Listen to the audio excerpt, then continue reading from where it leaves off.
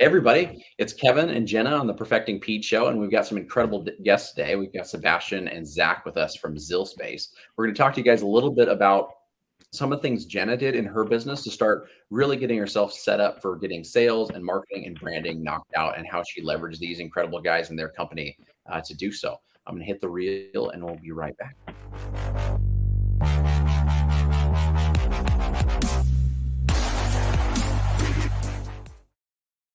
All right. Jenna, I'm going to hand the reins over to you to introduce the crew and get us kind of locked and loaded for this fun. I think that when it comes to sales, marketing, and branding, those are three classes we did not have in pharmacy school. And so I'm looking forward to being schooled today. No, exactly like you're saying. We did not have that in pharmacy school. And when I wanted to start Perfecting Peds, I definitely felt lost. And Sebastian is the best salesman. He reached out like right when I had my initial, like, this is my idea and I'm going to start it. And it was perfect though, because I needed somebody obviously to help me brand my logo, get my website going, talk about strategies, marketing, growth, which these guys have done tenfold. And so it was perfect because they complemented where a lot of pharmacists, like you're saying, we just don't have the training on it. And so when I was starting my business, they were really paramount in getting all the sales, marketing, and branding started, which obviously then leverages into you actually being able to grow. And so what we did for our clinical pharmacist consultant guide to launching is just a very, very simple, I try to keep it as simple as possible, blueprint on how the actual steps that you need to get started, like what are the things you need to think about, but then also the resources to me that have been invaluable over these past 18 months. So, and that has definitely been Zillspace. So I'll let Sebastian and Zach introduce themselves and take it away. Thanks so much for that very kind and generous introduction, Jenna and Kevin. So my name is Sebastian Endicott. I'm the Business Development Director at Zillspace. Working at Zillspace has been just a ton of fun, growing clients' businesses, helping where it's needed. And, as it was mentioned, a lot of our clients, have come from a clinical background, where they're focused on, developing their business and paying attention to their patients and, the areas of their business, other areas of the business, I should say. So when it comes to marketing, there's a lot that goes into that. And before I jump into that, I'll let Zach introduce himself. Yeah, so I'm Zach Cherico, CEO of Zillspace. Started Zillspace almost about 5 years ago. When we were first starting, we were very much leveraging a lot of just our pharmacy knowledge and expertise, working either inside or on national specialty pharmacies, compound pharmacies, long-term care pharmacies. And so taking a lot of that information and knowledge from 2018 to now, we've definitely evolved a lot. We originally really just started as a pharmacy consulting company and slowly started to ask kind of clients and pharmacies and just CEOs of various types of businesses what types of problems they were having. And often marketing came back as something that was of interest, something that wasn't necessarily consistent, or it was, hey, I get 10 different people that reach out to me all the time. And so, kind of learning how to segment yourself in really whatever industry that is seems to be a problem that consistently needs to be developed. And so in addition to that is we also then have a full service sales offering. And so kind of combining that marketing and sales for really growth in either a full service capacity or an a la carte capacity. Similarly, over the last 18 months, we also added talent acquisition, mostly out of necessity and need of businesses kind of asking us some of those questions. And so we very much focus on those business solutions. We're also involved in the clinical trial, pharmacy benefits, telehealth space as well. And so, just trying to solve problems where problems arise. And so focusing on marketing, very much that sales as well as, patients have a need out there. There's a lot of noise out there. There's a lot of pharmacies. There's a lot of large conglomerates that can spend millions and millions, and in some cases, billions of dollars on marketing to get their name out very consistently. And so that's where we act as sometimes a bullhorn for small business owners, an advocate for startup founders. And so we kind of have a saying that we don't necessarily partner with companies, we partner with entrepreneurs and CEOs to kind of meet them where they are, and then, you know, assess what their situation is and kind of build off that. Wow. No, I love it. I'm curious on these things, guys. So when it comes to the pharmacy landscape, and we're seeing so much push away from the dispensing model over toward like clinical services, it's a big leap. I mean, it's a big change, like mentally shifting toward that, not just for the pharmacists, but for their clients, right? Trying to find a way to say, I do these things now. I never did them before, but now I'm rebranding, re-imaging the way that I'm doing things. How have you guys tackled that? Like, what are some key points that you've jumped into to say this is how a individual pharmacy consultant or a brick and mortar pharmacy can pivot into clinical services? I don't think there's ever been a better opportunity for that. I think as a necessity, a lot of third-party reimbursements have gone down, and so we have seen historically kind of a combined reimbursement model where your clinical knowledge as well as also the dispensing of said medication would be done kind of in tandem, where we're kind of starting to see that bifurcate away, whether it's through collaborative practice agreements or chronic care management type programs or med sync programs. And so I think that you know, there's just so many different types of pharmacies. You have different cash pay models. You have you know, directly to long-term care facilities and skilled nursing facilities. I think a lot of that came from the rise of specialty medications, the rise of having to manage that cost at the payer level.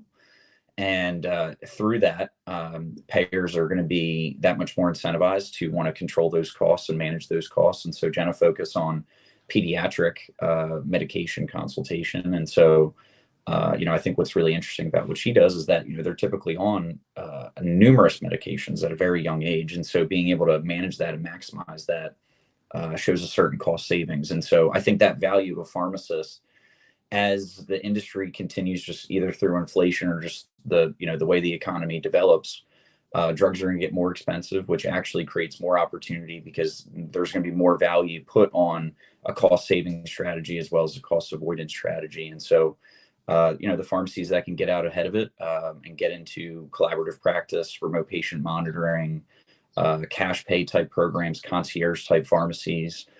There's more and more providers doing it that are independent. And so I think that this is kind of just the way that, you know, they're moving. And so taking care of some of the easier things like a logo or a website and having a dependent type partner or an in-house person to really solve some of those problems, you know, so that way they can focus on the clinical side of their business and not necessarily on, you know, hey, is my website operating? You know, is my lead generation funnel compliant? Am I able to handle, you know, certain HIPAA information on this type of platform versus this other platform? And so healthcare just adds another level of compliance. And so making sure that things are done compliantly to allow for that growth kind of really establishes, you know, that difference between clinical and just say a brick and mortar type business. And obviously expansion as well. You know, typically a brick and mortar is going to be limited by a certain radius, whereas, you know, I think Jenna, at this point, you're already looking at 3, 4, 5 other states, you know, within an 18-month span to be getting into. So I mean, that's it, there's the blueprint right there is you know, what can kind of be done you know, by kind of taking care of the things that need to be taken care of. Jenna, what was the biggest kind of aha moment when you met these guys and started working with them going, oh man, I'm so glad I met these guys because this helped me out a ton and I never would have thought about that before? It sounds so silly, but probably not what you're anticipating, but they kind of gave me the confidence that like I could do this because I felt like I was, you know, we have all these skill sets, right? So we're clinical, you know, we have all this clinical knowledge, this training around medications, and I knew we were valuable, but I needed also like to know that, you know, where I'm weak, I had these guys who had the strength. So I was like, okay, if I work in tandem with them, like I can actually do this. And like, even now an exciting part of my business, like we were able to show our cost savings, cost avoidance. They were able to help me like put that PowerPoint together. They're also going to help me do sales and growth now that I'm at an exciting point where I can actually go out and grab more business with these numbers. And so I can continue to focus on, the patients, and make sure they get the best quality of care. But then also it can grow with the help of Zillspace. So for me, it was the first aha moment was like, they have this wealth of knowledge where I'm weak. And so with them, I definitely felt like I had the confidence that I was lacking when it was just like, oh God, I'm by myself. Like how am I going to do this? Wow. So Sebastian, I know that you were a big part of that confidence building kind of component, bud, and Jenna's only bragged like a ton about you. She's already trying to steal him, Zach, away. But I'll ask you. Said I want him, just him, as my sales business development. I love that. No better compliment in my mind. But great. Sebastian, building that confidence in folks and trying to help them kind of recognize everything. How do you strategically break down like here's what their mindset is clinically, this is what they want to do, and here's how they get to execute that on a sales standpoint? Like, how do you weave those things together for a new client? Yeah, so that's a great question. And for me, it's simple because I've seen it work so many times, but somebody coming from that clinical mindset has, a whole different direction, right? They're always thinking about, something else. Then business growth isn't necessarily, something that they feel confident about, natural doing, those sort of things. So the easiest way to put it is, and I know it sounds extreme, but I take a quote from Grant Cardone when he says that obscurity is the #1 reason why businesses fail. And so there's a lot packed into that sentence, but if people don't know about your services, and even if they need them, if they can't find you, if they don't think about you when they're making the decision to pick up the phone, right, you're just not going to get their business, period. So that to me is the simplest way to look at how to start. And everybody starts from a different point. So if you own a business with 30 employees, or if you're just starting off, without a website or a logo, we're able to kind of help you plug in wherever you need it and execute your strategy based on where you are in terms of business and where you want to go. So there's a lot of that consultative nature to what we do. But if it's something that you need to pick up the phone and have a conversation, that's one of the things that helps build confidence as well, in our clients, for our services. We're here, right? Pick up the phone, give us a call, and we'll have a chat. If it's something that we don't know, we'll find out, right? So those are the sort of ways that we approach the business style that we have with this particular industry, and it's been fantastic so far. Wow. No, I think that's amazing. I had a conversation with Zach a little while back, and Zillspace and RPH Ally will definitely be partnering here sometime very soon. But with that, Zach, when you and I had a conversation, the difficult thing to be able to say after we were done is, what does Zillspace not do? Because that was the all-encompassing, a la carte, full meal deal kind of experience. And you said it was really based on your own life lessons. You just started off with doing this, and then so many clients wanted you to do the next steps. Where do you think is a good spot to start, Zach? Let's say just someone is starting off and they're like, I need some help. What should they come to Zillspace and ask for and talk about?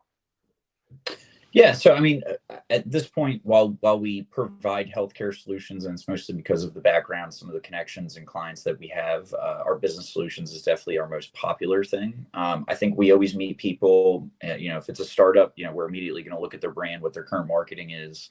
If they're a more established business, we want to see what was been tried and failed. And so we kind of take a scientific method approach, or a business science type of approach, which I think connects really well with clinicians in general. And so, taking kind of that science-minded approach, and not even necessarily, you don't have to be a clinician. I think everyone learned the scientific method in 6th grade. And so, that's kind of how we look at it as well. And so we take a look at, your marketing and say, all right, well, what is the hypothesis here of what exactly you're trying to accomplish, and what kind of procedure can we put in place to get one customer in your door? And then can we find that procedure to be a duplicatable process?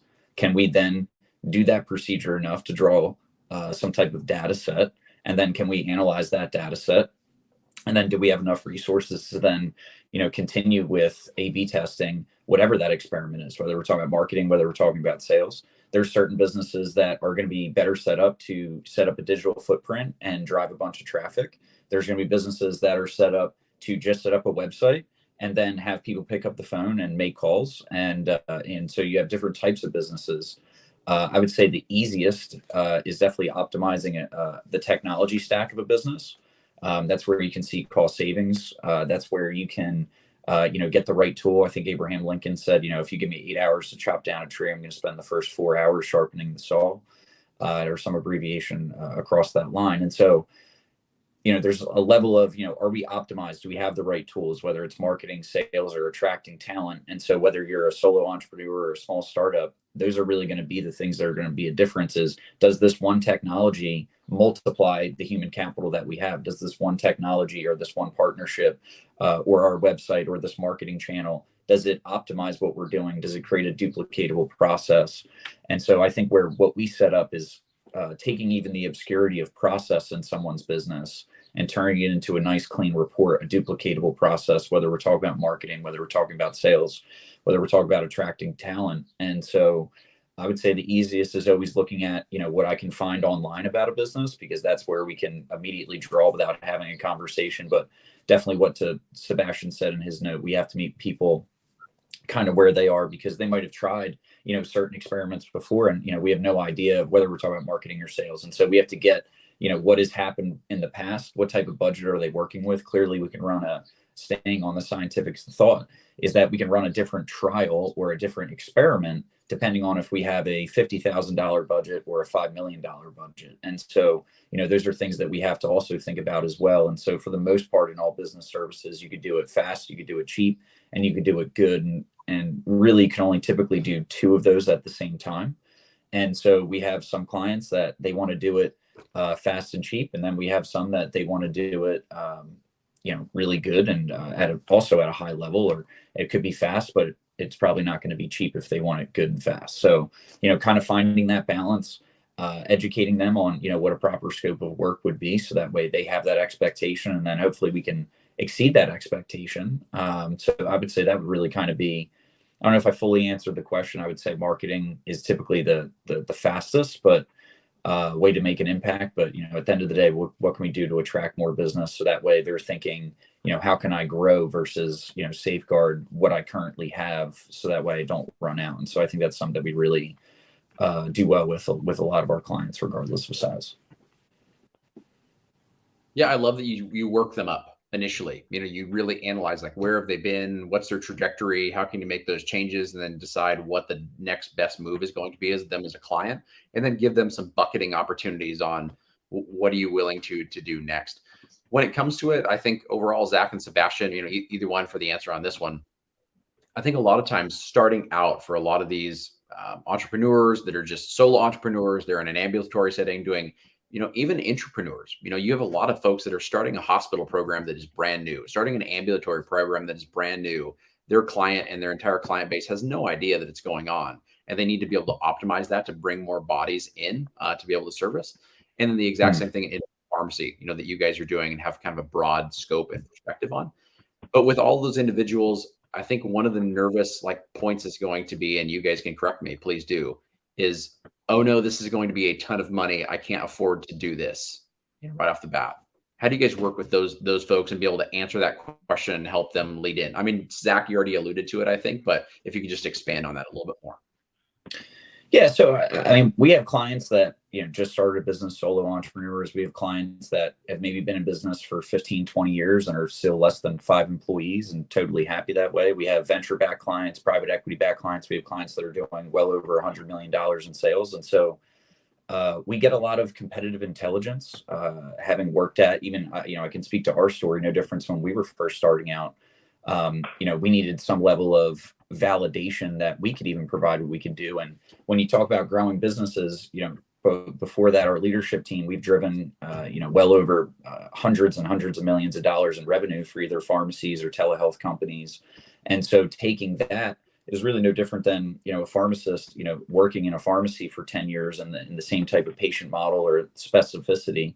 And, really taking that, and there's this thought that, well, I'm starting from a blank slate, and you almost have to remind yourself that you're really not, and, take on what those past experiences are. And so, if you worked in specialty pharmacy, remember exactly about how many patients, that you were working on, and, don't question yourself about it. Obviously you always have to, get better and, look at what you've done. But I think building that, of whether it's, at some point there's a ceiling that just has to be broken through. And whether that's a certain number of patients being managed, a certain number of clients that have been managed. And I think no different than even when we started our business, the hardest part was getting the next pharmacy, or the next business or the next CEO, because, they always want to look at track record. And so, now we've been in business for 5 years. We work with over 75 pharmacies, over 200 CEOs have been consulted on growing, and, kind of sticking around. I think even, for clinical services, if you go to a provider, you could be a primary care provider right down the street, but if they've never heard of you, sometimes they might need some time. Sometimes businesses are not ready to do business with you. Sometimes patients are not ready to do business with you. And so, sometimes they have to have some level of urgency. And so, Jenna can walk into a doctor's office and maybe they just don't have time for the next 6 months. Same thing is that if we call or email or reach out to someone, or someone even reaches out to us to learn about our programs, sometimes they're not ready. We even benchmark that. At this point, the longest that a client, so we reached out to a pharmacy back in October of 2020, and they just became our client in January. So, almost 26, 27 months of kind of lead time, not because of anything that we did or didn't do, but because that they weren't ready yet. They didn't have, say the budget for X, Y, and Z, and they only wanted to use us for X, Y, and Z. And so that's where other solutions kind of typically get created, is, actually solving problems instead of pushing a certain service. And so, I think that we have had to focus a little bit in terms of what problems we solve, so that way we can solve them faster and even more efficiently. And so that's definitely kind of where we're starting to plant our flag, is, directly with the CEO or the entrepreneur, and pretty much creating a very duplicatable, data-driven department, in either really just growth in general and kind of protecting their business as they grow. Amazing. Jenna, I have one last question for you. So when it comes to starting out, putting yourself back in those shoes of Jenna Quinn, just starting out, just fresh, which is so funny because I feel like Jenna Quinn is just starting out, just fresh. She's just getting, toward the mountain, not even rising up yet. That's how fast you're growing. Thank you. What was your biggest concern, I guess, Jenna, with marketing, and then kind of advise all those consultant pharmacists, independent pharmacists that could be listening on, like, what steps you would advise them to take, and to kind of dispel some of the worry and concern with, I don't know what to do? Yeah, I think for me, it was not knowing, just knowing that I don't have to know everything, and that I have these resources that I could plug into, was always amazing. Like, knowing that I can ask other people for help, and that even though if you're an entrepreneur and you're starting the business by yourself, you're never truly by yourself. There's so many, and I'm always probably asked too much help now. So I think that's what motherhood taught me, is you can't do it all by yourself. And so I've gotten in a really good habit of knowing takes a village. And so it's no different in entrepreneurial life as well. I love that. I think that's what a great kind of note to end on, with delegating. Like, becoming good at delegating could be one of the greatest superpowers of any entrepreneur. No, that's so fantastic. And then meeting really smart people like these guys. If you guys want to learn more about ZillSpace, we'll put all their kind of links and everything in the show notes. We'll get some more stuff on the RPH Ally various channels, so you can learn more. Zach and Sebastian, thank you guys so much for joining Jen and I today on this episode of Perfecting Peds. Perfecting Peds can be found on RPH Ally and Jenna's channel. And there's a business channel that's coming out soon that these guys, both Sebastian and Zach, joined Jenna on kind of an entire walkthrough for becoming a clinical consultant and going from step A to step profit. And so hopefully you guys can go and check that out here sometime soon. Thank you guys. And let me know if there's anything else we can do. I look forward to working with you guys in the very near future. Have a great day. Thanks for having us, Kevin. Very excited. Thank you so much, Kevin. Thank you, Jenna.